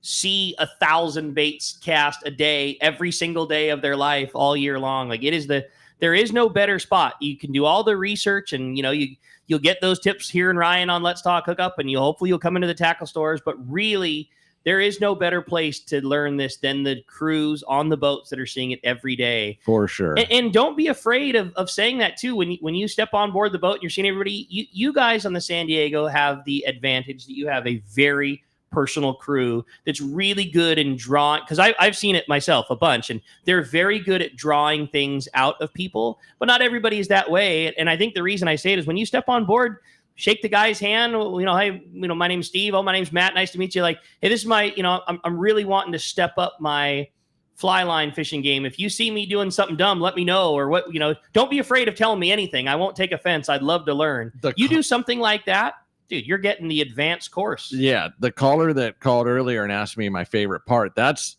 something that I really enjoy also, is watching a passenger go from a person, a guy or a gal that was renting a fishing rod when they first started, and now 3, 4, 5 years later, they are absolute masters at it.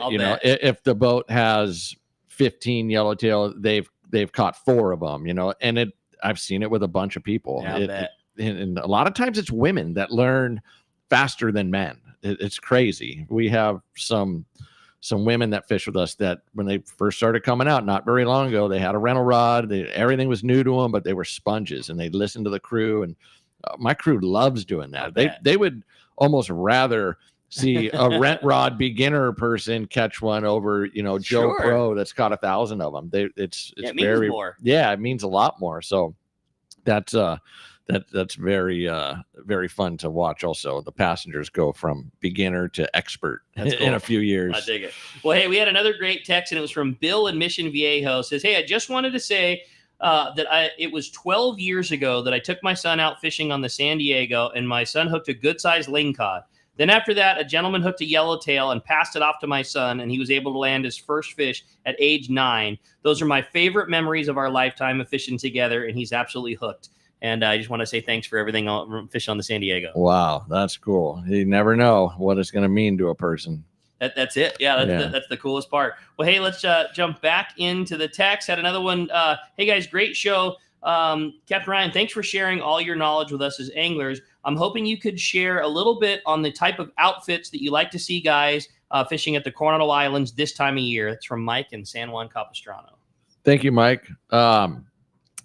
For the Coronado Islands this time of year, it's relatively simple. I would recommend a 25-pound fly line rod, 25 or 30-pound fly line bait rod, 7-foot rod, Trinidad, whatever. Ricky would know the size reels better than I. Whatever. 25-pound for me, it's a toss up. That's the only one that's a toss up between a Trinidad 14 or Trinidad 16. Okay. 14's a little smaller, maybe fits in your hands a little nicer. If you're somebody that's got a smaller stature or a little younger, I would go Trinidad 14 just because it's real compact. Okay. 16 is still a nice small reel, but it's a little taller. You got a little bigger gears. You got a little more drag.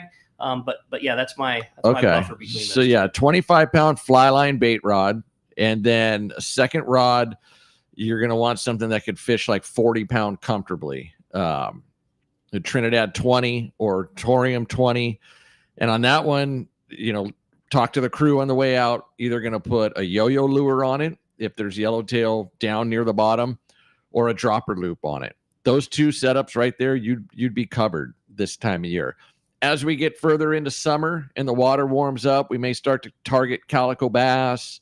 You might want to bring a bass rod as well, something you can fish a little bit lighter line, a little smaller reel for calico bass, but that hasn't started yet. So this time of year, a 25-pound rod, a 40-pound rod, and you'd be good. That's awesome. You can also rent everything from Seaforth. They have all that. And a big, kudo to the rental department at Seaforth. It's not, again, this is not something like rental gear was 15 or 20 years ago. It wasn't a Penn Squitter that had a teeny bit of life left into it and a handle that went backwards. I mean, the gear that they have is premium tackle that it's well cared for by guys who, that is their job is just to make, the Seaforth rental tackle is top notch. And it's a tough job, especially lately, they're having to be prepared for 150-pound bluefin. Bass, calico bass on the half day boat, everything in between. It's a tough job, and they're very good at it. Well, and how about that? You have to be prepared for that when you go on the San Diego. Yeah. Not only is that their job covering all the boats at Seaforth, but depending on what you guys are doing, the San Diego might be fishing calico bass or 150-pound bluefin. It's crazy, right? I know. We had a stretch. Seems like we've had a little stretch each of the last 8 years where we're targeting cows. We're targeting big ones on the San Diego, which would have been unheard of 30 years ago, but it's real. It's happening. It'll probably happen again this year, where we'll have a stretch where really the only thing to catch is huge. Yeah. So when that happens, the Seaforth Tackle Shop and Seaforth Rental Equipment's ready for the job. It's as much out of the fun as it is out of, well, that's, I'm sure if you had the opportunity at both, catching 40-pounders is a whole lot easier. Everybody's excited. They bite better. When you hook one, your odds of landing it is so much greater. Yeah. Probably everybody's going to get a shot. When it's only cows, like that's crazy. That's you're not often going to have one for every person every time, but it sure is exciting to see on a trip that left in the morning and came home in the afternoon to see fish of that quality. A lot of times on trips like that, you know how big fish fishing is. It's trophy hunting. It's trophy hunting. It's not like these Bonita that are biting on the half day boat right now. It's got to work really hard to get a bite, a lot of downtime. When you do, the odds are always stacked against you. Totally. Yes. And so on trips like that, we've had a lot of passengers tell me at the end of the trip, they just enjoyed sitting on the upper deck, 100%. Watching. One person's pulling on a 200-pounder. Yeah. At the end of it, they hand it to the deckhand, and the deckhand get to watch a professional fisherman pull on a fish. They love it. Even though they didn't fish much, they didn't even catch a fish. They had a great trip. I've had a lot of passengers tell me that with that big fish fishing. Yeah. That being said, we don't want to do it every day. Yeah. But if it happens and that's the only thing to catch, we'll do it. Yeah. Totally. When those scenarios present themselves and when you are fishing bigger tuna, I know it's not fair to say because every scenario is different, but what's the best method a guy can go in to get a bite from one of those? We've seen a lot of cool videos of guys with jigging tackle and jigs, and your crew in particular seems to be on the cutting edge of knowing all that stuff. Gosh, the way that we fish sinker rigs was developed on board the San Diego. And I really like that sinker rig, just either the drop shot Brawler style or the rubber band. It kind of, For me, for choosing the two, whether you do the drop shot brawler rig or the rubber band, is kind of really based on how big the fish are. If it's giant ones that are down there, 50, 60, 70 fathoms, and you want to fish a big sinker, or I want our people to fish big sinkers, I would absolutely go with that brawler rig. Okay. Because the sinker size does not affect your bait like the rubber band rig seems to. If you put a 12 ounce, 16 ounce sinker on a rubber band above your weight, it affects the way the sardine fishes. It really doesn't on that brawler rig. You could put a heavy sinker on that brawler rig and it fishes the same. Yeah. It's crazy. So that's how I would determine. I really like that sinker rig for when we're doing bluefin fishing. Okay. Because it's easier for the people, Totally. And we don't just drop it down and put the reel in gear and hold on like you're fishing off a pier. We're actually like fishing it, dropping it down slow, winding it up slow. Most of the bites are coming like that. Okay. So that's how we like to do it. And you can fish a little bit heavier line. I can't tell you how many rental rod customers we've had come out and catch 4 or 5 bluefin in a day, just fishing the sinker rig all day long. That could be 20-pound bluefin, or it could be 100-pound bluefin. And is that when it's all quote unquote sinker rig fishing, or when another guy would be fishing a fly line, they still have a sinker because it helps get the line away from the boat? And it's easier on them. They're from out of families from out of town. They don't fish very often. We'll rig them up with sinker rigs, even when we're fishing kelp patties sometimes for yellowtail. Lighter sinker, obviously, but it works. Keep you straight. You're not in tangles as much. Yeah, you're like we talked about earlier. You're just efficient at that point. You're not tangled. You're not chasing your bait around the deck. You're fishing the whole time. That's great. So it works very well. On the sinker, you said you're usually fishing it. Do more bites come when you're dropping the sinker down, or do more of them come when they're winding it up, or does that not make it a lot of difference? I would say it's equal. Okay. I would equal half the bites on the way down, half the bites on the way up. It works very well, especially the rubber band. Okay. The rubber band sinker above the hook, slow winding on the way up, so your bait's kind of swimming behind your sinker. Works really good. And is how you pin the bait on, does that make a big difference? And what's your favorite way to do that? Sorry to keep posting 21 questions at you, but that's what this show's for, right? Yeah. We for the rubber band rig, we will hook it from bottom to top, so we can do the slow wind on the way up thing, and the mouth of the sardine doesn't open up and affect the way it swims. The brawler rig, I think we've hooked it both ways, sideways through the tip or bottom, lower jaw through upper jaw. But for that rubber band rig, you definitely want to go bottom to top, keep the mouth closed. Okay. That way, when you're winding it up slow, the bait's still wiggling behind the sinker. It works really good. That's awesome. That's good info. Hey, appreciate it very much. We had another great text. Good morning, Ryan. I'm absolutely loving this show. My question is, when you're fishing at the Coronado Islands, can you talk a little bit about the fish care for your fish? I know that you gill and gut tuna. Do you guys do it for yellowtail? Is it necessary? I was worried or thinking that might attract more sea lions. Just curious your take. And then also, is fish filleting available on board the San Diego?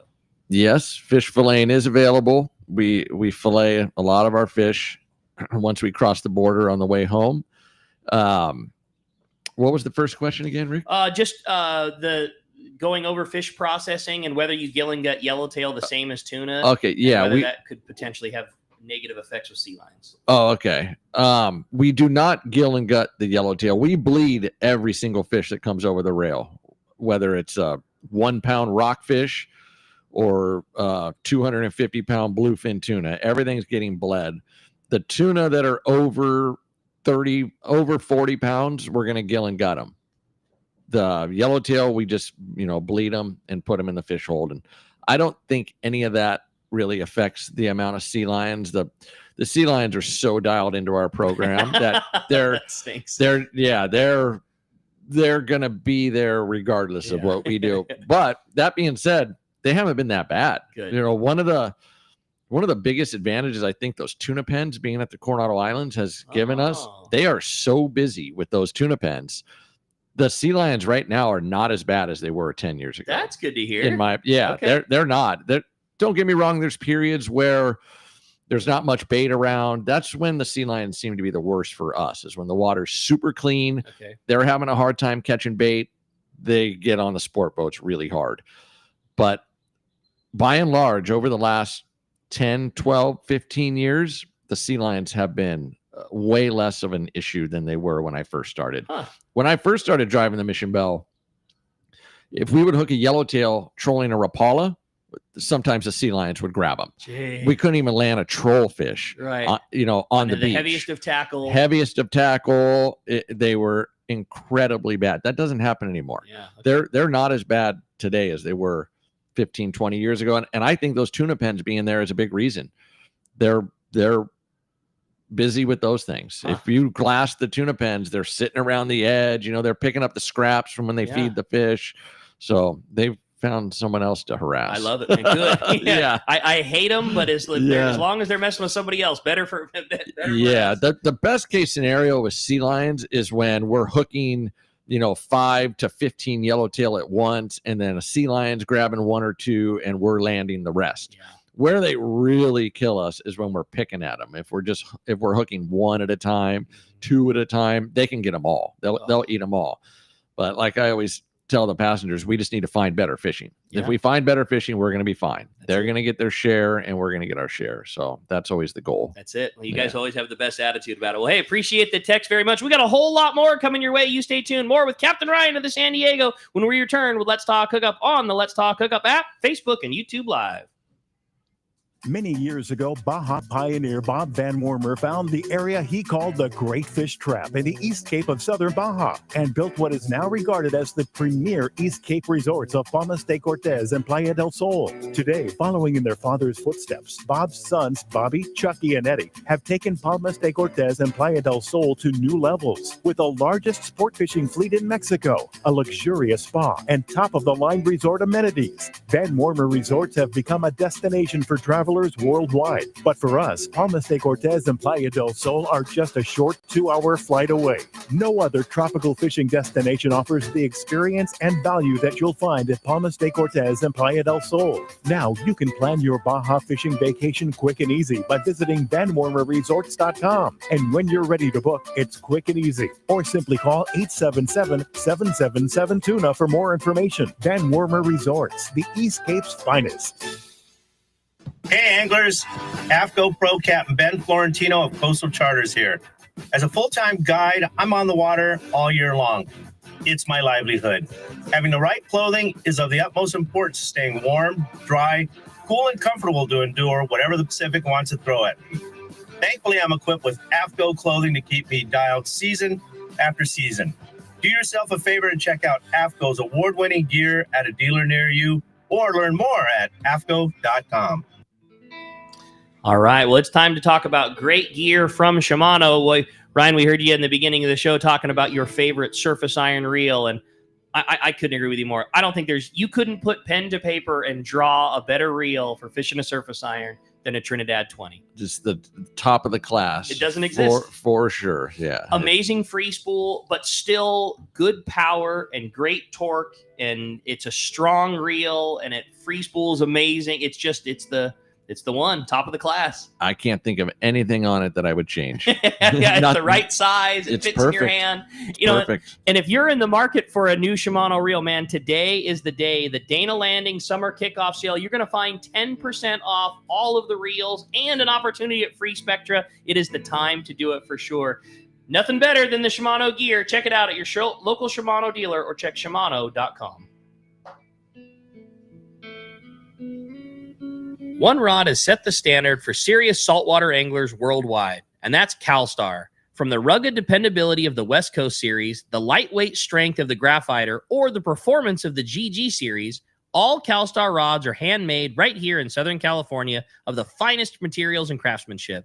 Check out the new CalStar models now available, as well as upgrades to the classic rods that you know and love. If you want your tackle to be state-of-the-art tools to get the job done right, it's CalStar at Fine Tackle Dealers. A top fleet and superb fishing is what Seaforth Sport Fishing in Mission Bay is all about. With free parking and fully stocked tackle shop, it's no wonder Seaforth Sport Fishing is a favorite among anglers. Come aboard top boats like the Aztec, Cortez, Endeavor, Apollo, Outer Limits, Elgato Dos, Pride, Tribute Pacifica, Pacific Voyager, and the Voyager. Plus, the new Seaforth, Sea-Watch, and San Diego offer the finest half and full-day trips available. Seaforth Sport Fishing. For charters or regular open party schedule, check seaforthlanding.com. Run by fishermen for fishermen in Mission Bay. Welcome back to Let's Talk Hookup. Having a great time here this morning. It's been a very busy morning on the phones, on the text, and boy, we're having a great time and having a lot of fun with you this morning. If you want to get through, the only way here in the second hour is through the Let's Talk Hookup app. You can send us a text through the app. It's available for you. Make sure that you include your contact info when you do, so that we can give you that great prize. And speaking of the great prize, we've been talking all morning about the San Diego and what a great operation out of Seaforth Sport Fishing. Well, one lucky caller is going to get to, or caller or texter is going to get an opportunity to go on the San Diego at the end of the show today, and we're really proud to get to do that. So, hey, again, great opportunity for you, and lots of great text standing by, and we're going to jump right back into the text messages. One for Captain Ryan says, good morning, Ryan. Question for Ryan. What do you feel is the best time of year if we're wanting to go offshore fishing on the San Diego? I realize that you guys do Coronado Islands as well as offshore. We're booking a trip and no longer live in San Diego and want to book in advance for our best shot at a bluefin tuna on a full day trip.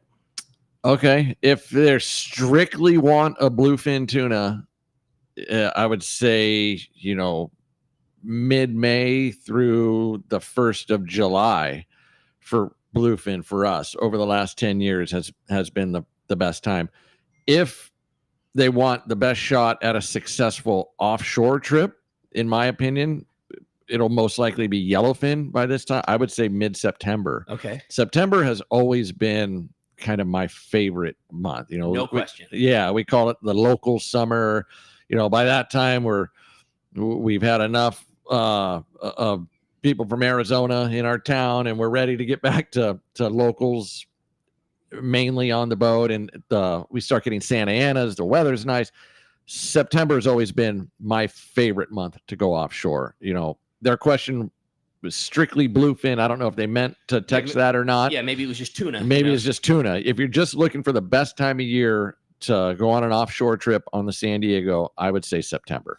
Last year, we saw for the long-range fleet maybe the best yellowfin tuna bite. I don't think that I can remember in 28 years of being at the tackle store. I don't know that I ever remember seeing yellowfin tuna that was so consistent and such an unbelievable grade for this close to home. 40 to 100 pounders. And I was I was praying every night that fit, because it walked its way closer and closer and closer, and it never quite got to our, within 40 miles of home. And this year, knock on wood or knock on something, those guys are already seeing great yellowfin tuna down there again. I want so bad that fish to be in range on the San Diego.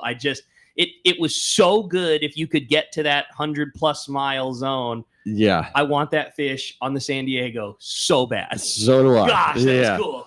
Mainly, I want it for a lot of reasons, but one of them is I ate a few pieces of that tuna was amazing. It looked different than any tuna I'd ever eaten in the past. It was so white and fatty. It was amazing. So I want some more of that to eat, but also to watch our people catch them, totally. And there's a 60-pound bluefin is way different than a 60-pound yellowfin, as we well know. So I'd like to see our people tie into some of those. That'd be exciting. That was fun. The complaint on some of the guys when they were running an 8-day trip was like, well, the fishing is far too good. We're going to go down there and potentially have limits for the trip in the first afternoon, and then we got to figure out how to Cry me a river. Yeah, exactly.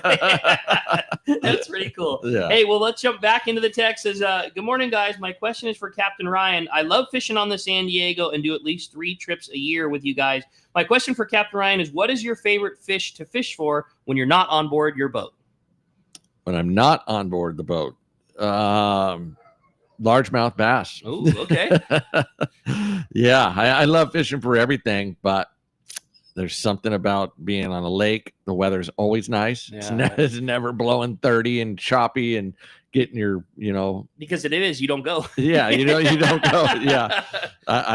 We've done some Mexico fishing trips over the last 15 years, and I'd have to say largemouth bass. cool. Yeah, Yeah. super fun. I love it. It's I've done it with Cory a bunch. There's something very different about it too. You Yeah. that mindset, and that's a frustrating fish too. Like Oh, when it's man. good, it gets no better, and when it's tough, it's just because it's there. They make you work for it. Yeah, it's cool. It's a fun puzzle to try to put together. And I'm with you too. The Mexico bass fishing thing is one of my most favorite in the world, and it's not a guaranteed wide open thing No. either. You've got to figure it out and do your thing.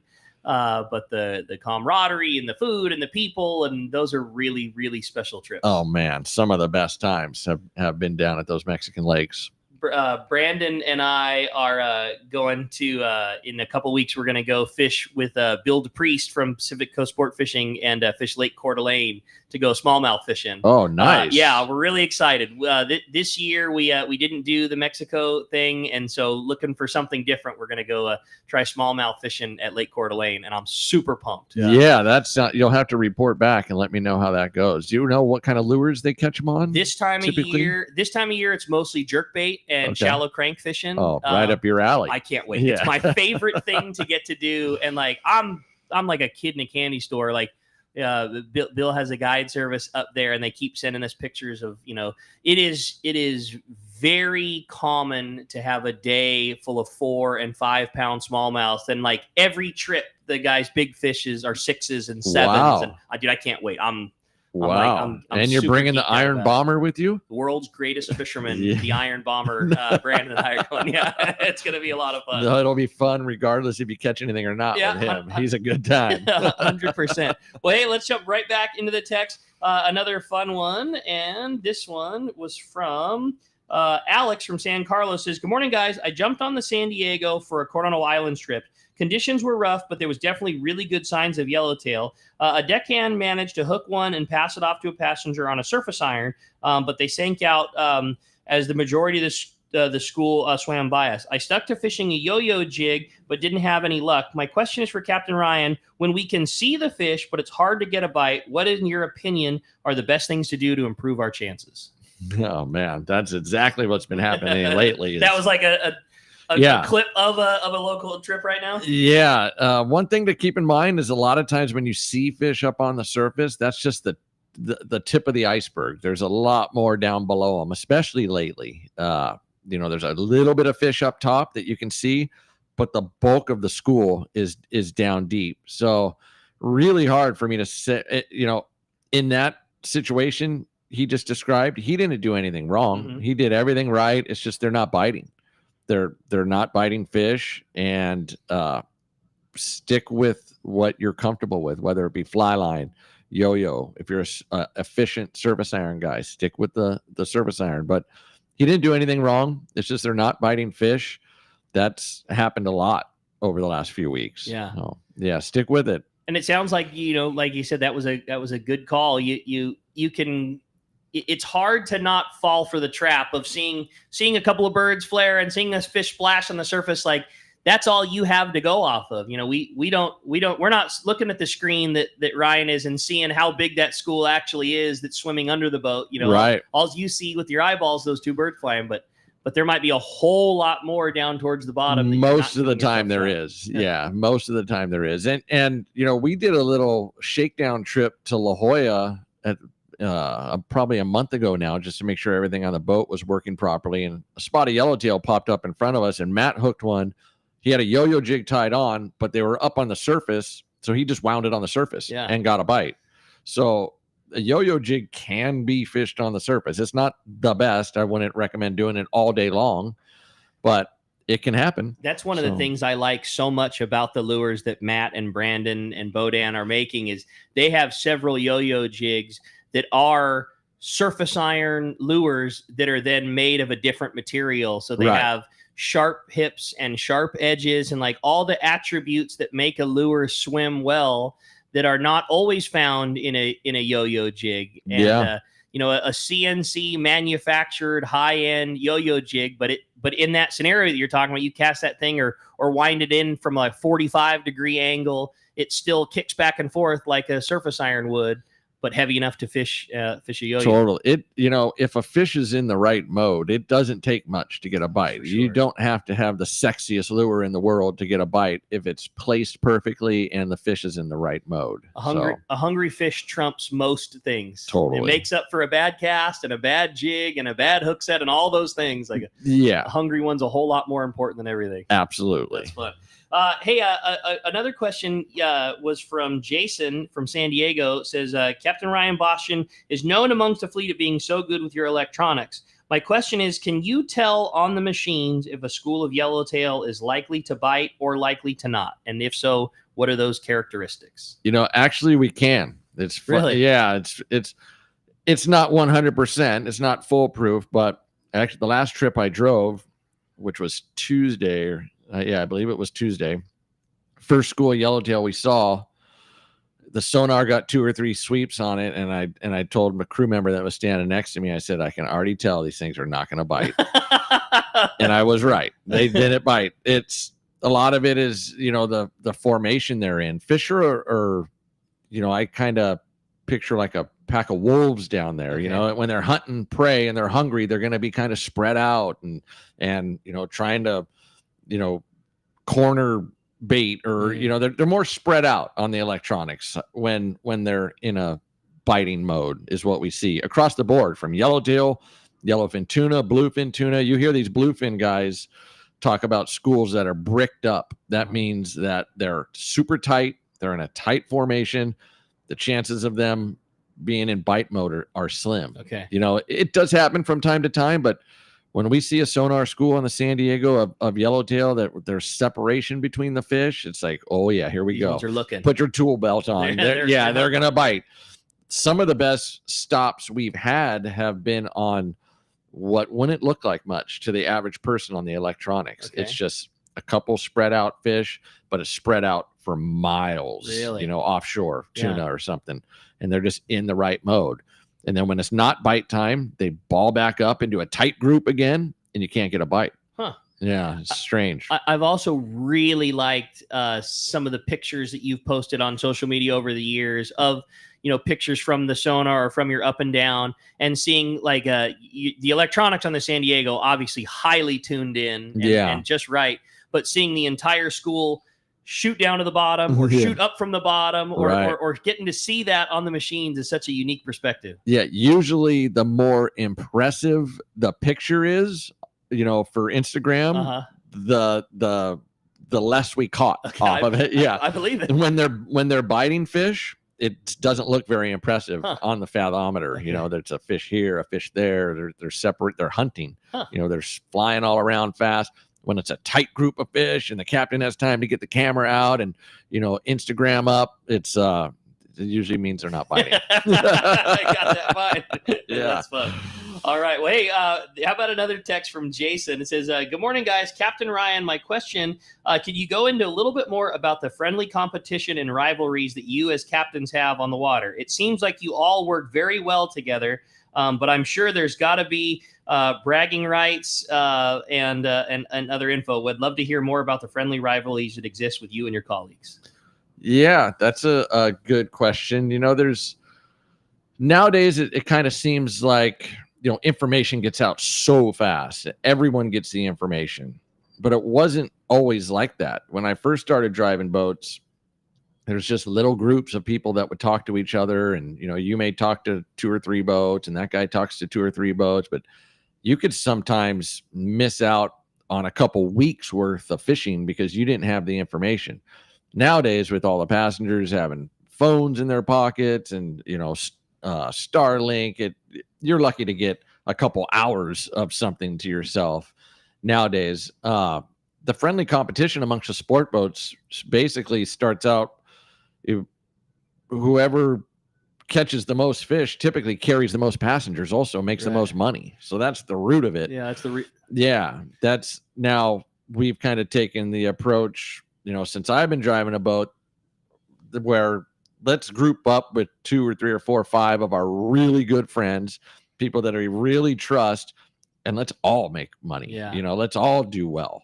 So that's kind of been our approach to it. That it's competition like anything else. You know, I don't care how much that guy catches over there as long as I catch the most. I heard people say that before. You know, it's like you just want to catch the most. You just do. Brian and Sam were on here, which I think back in the Pacific Queen days, and that was always my favorite. And and Brian just said that. He goes, I want nothing but success for our entire fleet. I want every passenger to catch fish, and I want every boat to catch fish, as long as I catch at least one more. If everybody had 99, I want 100. Right. Nothing but success and the best for all of the boat, all the fleet, all the passengers, all my buds. But you're damn right, I want one more. Yeah. I mean, it's competitive out there. It just is. If there's a boat that just doesn't seem to catch as much for a couple years, you'll see it. It'll affect their passenger count. Sure. It just does, which affects their income. So that's where the competition comes from. It's definitely going to be fun this year. Again, we've touched on it multiple times, but all the guys that worked with you in the past, or all the guys that are going to be fishing with you this year, they know all my tricks. No, they're phenomenal fishermen. It's going to be a fun year for sure. Hey, another great one says, "Good morning, guys. Captain Ryan, I know you're a fan of JRI jigs. I wanted to know if you could only pick one of their models for the Coronado Islands. Which would it be and why? Also want to know if you found a new chiropractor yet." And that's from Reggie in Camarillo. Reggie, that's funny. I've fished all kinds of different brands over the years. I kind of just know a good jig when I see it in the water or even feel it. Those jigs you can feel in your rod tip, they're so good. I don't really know what models are popular of the JRI. Lately, everyone's been fishing these 2-fish jigs. So that is overwhelmingly what we've been selling a lot of, are the 2-fish jigs. JRI, also another great option. The Stinger, I would say in terms of what we sell, what is most popular for us at the landing would be probably the JRI 4, which would be the most common size. That'd be a size that you would think about closest to a Tatty 45, or that common size. Then the number 3, which is a cool jig that's not it's kind of very searchy and very wily, doesn't have the very traditional kick 2 times then kick out. It's very wily back and forth. And then the Stinger. Those would probably be our 3 most popular JRIs at the tackle store. I was fishing a lot of that Stinger jig 5-6 years ago. It was mainly because the grade of yellowtail that was around at the Coronado Islands was a little bit smaller. There was a lot of 11, 12 pounders, and that Stinger's, a smaller, it's not super small, but it's a little bit smaller than a Tatty 45 that just seemed to fit that grade of fish really well. But now with this grade of fish that's around now, I mean, they're beauties. They're big ones. They're 18 to 25 pounds all day long. I wouldn't fish a Stinger now. I would use something bigger. We strung up a 37-pound yellow for a private boat a couple days ago at the Coronado Islands, and 60 feet of water. It's just awesome. That's them. You mentioned it before, Captain Matt Bralla doing such a good job. Those 2-fish jigs, it is the most popular surface iron. Again, now in a lot of years to get to see it, it's been unbelievable what a good job those guys are doing. And it just comes from a guy that has worked his whole life on a boat and seeing they swim good. They all do, and they command a price that's no different from everybody else. But if you pick one of those things up, you're going to cast it out and it's going to swim well. And man, we've it is overwhelmingly been the whatever you call it, the hot jig, at least at Fisherman's Landing Tackle. We're really proud of those guys. Yeah, good. They're doing a really good job. And they work good. That's it. Ultimately, that's what they have to do, right? They just need to work. One of the coolest things of our job is that we get to watch 30, 35 people fish each day, try out their, what they've been thinking about in the garage all week, what they think's going to work. We get to see, oh, wow, that wasn't such a hot idea. Or that look, see what that guy's doing over there. He actually got 5 or 6 bites doing it and helps us put the puzzle together. So Matt has got to watch all kinds of different theories and techniques, and he's seen what works and what doesn't. So it doesn't surprise me at all. That's cool. Another trying to sneak another quick text in there says, "Good morning, guys. What a great show, Captain Ryan. When you're fishing at the Coronado Islands, those are my favorite trips that you guys do. Don't get me wrong. I love offshore bluefin fishing with you, but the Coronado Islands are my favorite. Do you guys ever get an opportunity to target white sea bass? And if so, what are the conditions that they bite the best?" That's from Bryce in Point Loma. Hey, Bryce, thank you. We've had a few periods where we have targeted white sea bass on the San Diego, usually short periods, week or two. They're there. They're certainly there. I think the thing that keeps us from having big sea bass hits, compared to like the other boats up and down the coast, the thing that keeps us from doing it is just the simple fact that there's so much yellowtail around down here. It's hard to drive past a huge sonar school of yellowtail in 21 fathoms to get in, 10 fathoms or shallower and look around for sea bass when you know what's hanging off the edge out there. So and under the right conditions, you're going to stop the boat and hook 20, 25 of them, Sure. Which sea bass fishing, we all know, is a challenge. So I think that's why we don't have more sea bass. Part of the reason we don't have more sea bass hits down here, it's just the availability of the good yellowtail fishing that we do have. That's interesting. So it keeps us away from, the 8, 7, 10 fathom areas where we could possibly get a sea bass hit. If you took yellowtail 100% out of the equation and that fish just didn't exist, do you think that the Coronado Islands and surrounding coastline holds enough sea bass that you would have, whatever you call it, similar hits to boats, above us? I don't think so. Okay. It doesn't mean that the fish isn't there, but maybe not in the volume. We're talking to Wingnut on the Aloha. They just have more biomass up there. Yeah, they just do. We have our periods where I've seen sonar schools of them and nice schools of them. There's been little shots, but by and large, I would have to say I don't think so.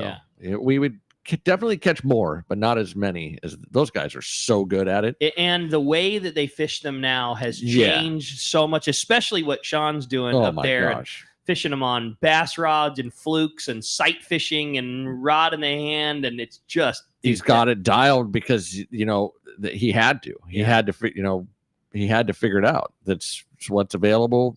So you're going to figure out how to do it. That's so cool. It's like Gavin and these guys, these bluefin guys, Aliar at night, they figured it out because they had to. Yeah. They weren't catching them during the day. Yeah.